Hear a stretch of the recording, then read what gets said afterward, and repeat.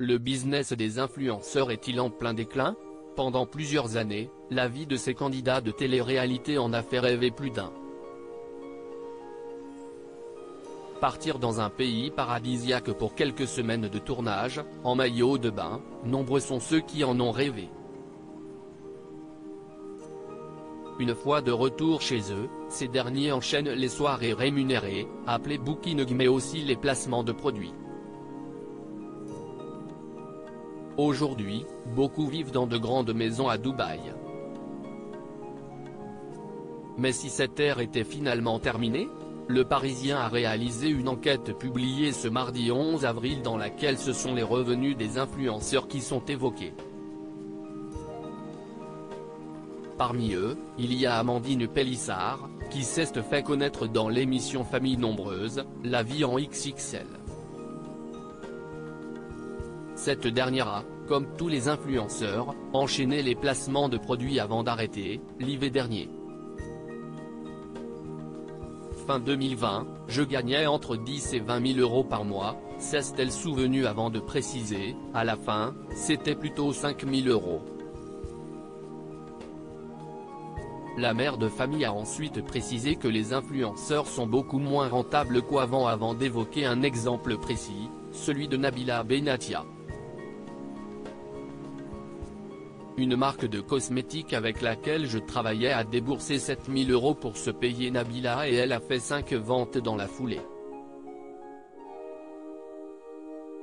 A-t-elle révélé? Le business des influenceurs prend-il un nouveau tournant? Après avoir arrêté les placements de produits, les Pélissard ont annoncé, en début d'année, leur reconversion dans les contenus érotiques. Un nouveau travail très inattendu mais qui leur rapporte beaucoup d'argent. Je sais qu'Amandine ne veut plus donner de chiffres mais on sait que si est 30 000 voire 40 000 euros par mois minimum. Avait débuté David Barbet, journaliste de l'émission Twitch La BMTV, avant d'ajouter « Est-ce que vous ne faites pas ça car ça vous rapporte beaucoup et vous vous dites que vos enfants sont tranquilles et il y aura de l'argent sur leur compte ?» Ce à quoi Amandine Pélissard, qui se trouvait aux côtés de son mari, avait affirmé immédiatement « Ah mais carrément !» Si la mère de famille n'avait pas souhaité donner de chiffres précis, elle avait toutefois affirmé que ces contenus lui rapportent beaucoup d'argent. Sur le plateau Touche pas à mon poste le 19 janvier dernier, Amandine Pélissard avait expliqué que le prix est ajusté en fonction de la demande.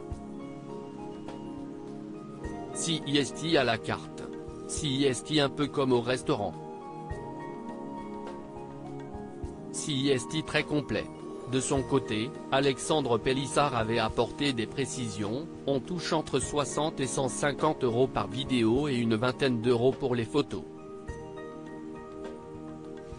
Si est plus cher pour les photos plus poussées. Revenus des influenceurs, quelles autres personnalités ont été mentionnées? Amandine Pélissard n'est pas la seule qui a accepté de se confier concernant la perte de ses revenus. Il y a également Cindy Raymond, qui s'est fait connaître dans la même émission sur TF1. La mère de famille a regretté « Certaines marques ne veulent plus travailler avec moi, sans explication ». Parmi les candidats de télé-réalité, il y a Sarah Frézou qui a été totalement transparente. Cette dernière a révélé avoir des difficultés financières. Les rentrées d'argent ne sont pas les mêmes qu'avant, si est clair, avait-elle expliqué avant d'ajouter, les tarifs ont baissé de moitié. Mais pourquoi les revenus des influenceurs ont-ils autant baissé? Pour Jérém Star, qui s'était fait connaître en interviewant les candidats dans sa baignoire, ce milieu n'a plus la cote. Entre 2010 et 2015, les apparitions en boîte de nuit étaient la seule manière pour eux de monétiser leur image après un tournage. Puis il y a eu le placement de produits, a-t-il expliqué. Aujourd'hui, c'est grâce à leurs nombreux placements de produits que les candidats parviennent à gagner de l'argent jusqu'à présent.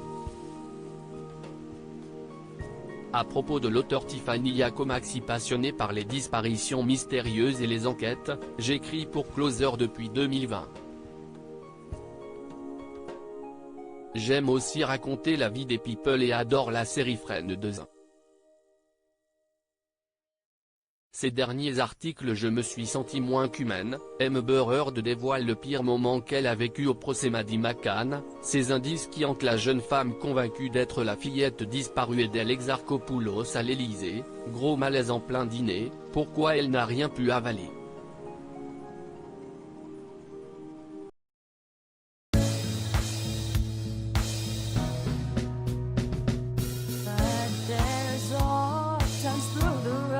I think you can let me know. Sit down, sit back, let me help you out. The step I gotta seek, so I see you out there's on your